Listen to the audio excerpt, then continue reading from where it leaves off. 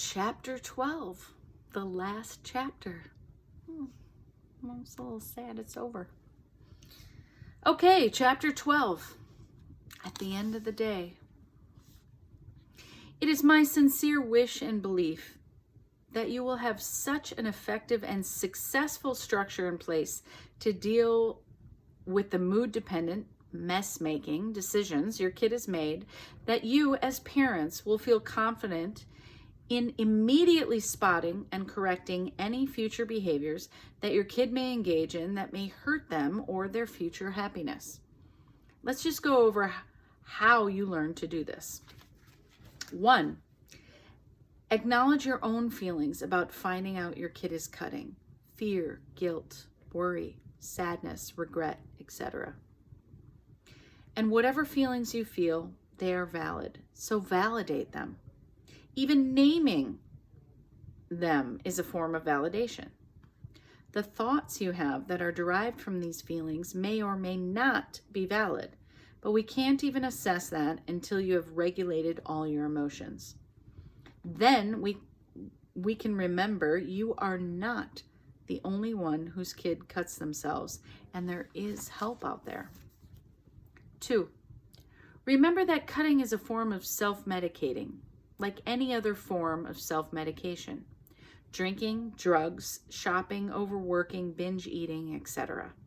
Most humans engage or have engaged in some form of avoiding their intense and negative feelings, and coping tools can be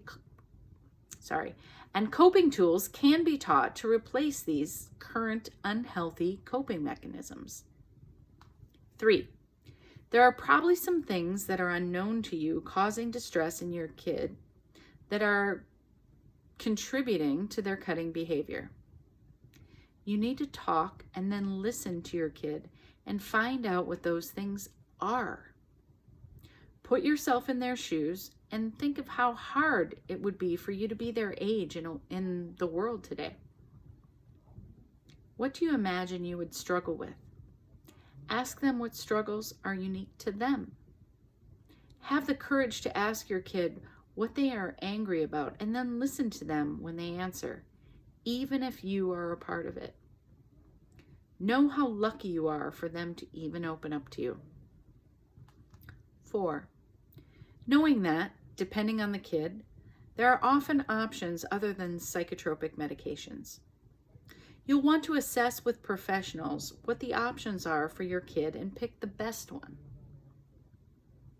Medications may end up being one tool for helping your kid's recovery, but they are likely not the only option.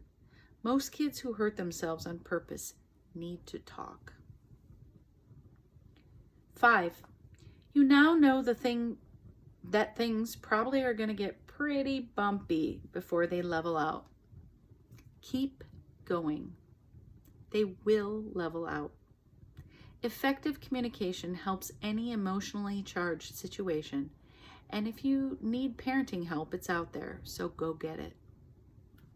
6, it is supremely important to shop around to get the right professional to work with your kid. You don't want someone who just says smart words. You want a clinician who listens and connects with your kid. Set up lots of appointments and ask your kid who they are connecting with and why. Then listen to the answer. When they pick, hold them to it. They're going to get help. End of story. This is too serious not to. 7, you now have a detailed plan to put in place in your home. This plan will make you feel informed and in control as parents, and will make your kids feel secure, knowing what to expect in all circumstances involving your family's values and expectations. You will feel confident handling disciplinary situations with firmness and compassion, knowing that boundaries are the thing that make kids feel safe. The very best of luck to you and your family. I've seen lots and lots of kids emerge from a very similar situation to the hell your kid's in now, and they have become smart, confident, silly, articulate, creative, thoughtful, joyful leaders in their communities. They love and like themselves, and it shows. I am so proud of all of them, and I know your kid can be just like them.